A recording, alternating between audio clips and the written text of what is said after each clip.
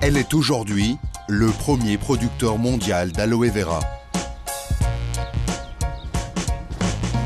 Nous sommes dans le sud du Texas, près de la frontière mexicaine. Chris Hardy supervise toute la production d'aloe vera de la société.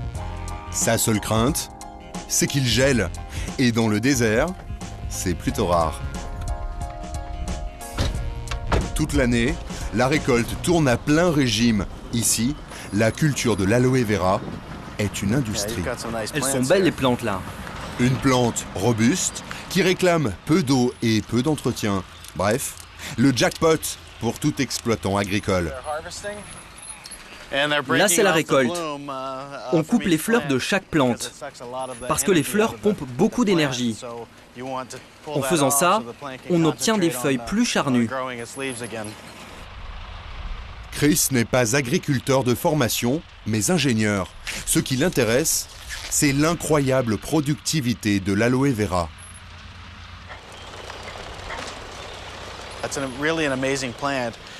C'est vraiment une plante incroyable. Si les conditions sont parfaites, vous pouvez planter un aloe de 50 cm de haut et au bout de 8 mois, il va donner 3 à 4 récoltes par an. En tout, on cueille 12 millions de kilos d'aloe chaque année. 12 millions de kilos ? Oui, rien que sur ce champ. Des plantations comme celle-ci, la société en a partout, au Mexique et en République dominicaine, en tout plus de 7000 hectares. La production est à l'échelle gigantesque.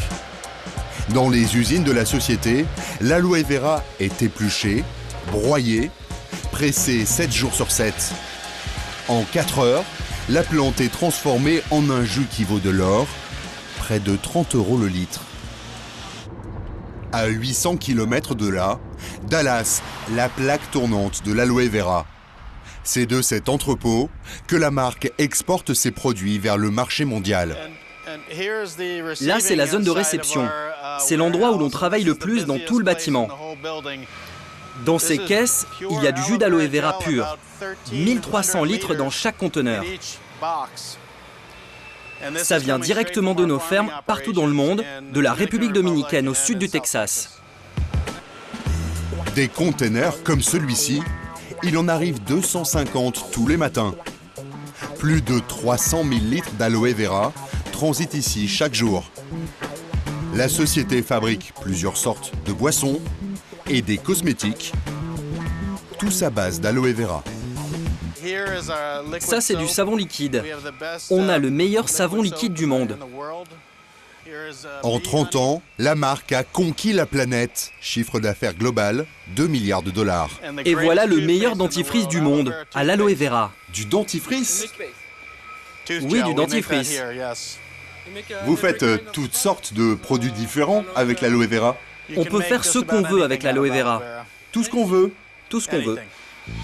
On peut tout faire et surtout, faire fortune.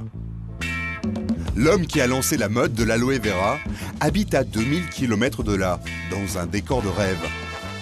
Il a bâti un véritable empire dont le siège mondial se trouve ici, à Scottsdale, en plein cœur de l'Arizona. Le roi de l'aloe vera, c'est lui, Rex Morgan. À 72 ans, il est aujourd'hui une des 400 premières fortunes mondiales. Une vraie success story à l'américaine pour ce fils de fermier. Dans les années 70, la mode, c'est la vente à domicile comme Tupperware. Reste à trouver un produit. Son trait de génie sera cette plante au nom exotique, mais inconnue du grand public. En ce temps-là, quand on parlait d'aloe vera, les gens vous regardaient et disaient « Hein ?» Ils ne savaient pas du tout ce que c'était, alors que maintenant c'est un mot courant. J'ai compris que c'était un bon produit, mais je ne savais rien dessus. Tous les gens à qui j'en donnais un échantillon me disaient qu'ils se sentaient mieux, qu'ils n'avaient plus mal aux jambes, ou qu'ils se sentaient en meilleure forme. Donc vraiment, c'était le produit idéal. Et c'est comme ça que je me suis lancé. D'abord avec le jus d'aloe vera, à boire. Rex a senti le filon 40 ans avant les autres.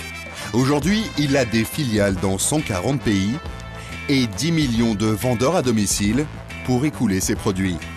Ces images tournées par la marque montrent les congrès géants qui réunissent chaque année les vendeurs du monde entier. Et en invité vedette, le premier d'entre eux, Rex. Ma philosophie dans la vie, c'est qu'il faut aider les gens à obtenir ce qu'ils veulent. S'ils veulent un petit revenu d'appoint, ou s'ils veulent une meilleure santé, grâce à moi, c'est possible. Et si les gens veulent devenir millionnaires, le meilleur moyen que je connaisse, c'est mon modèle marketing. C'est ce que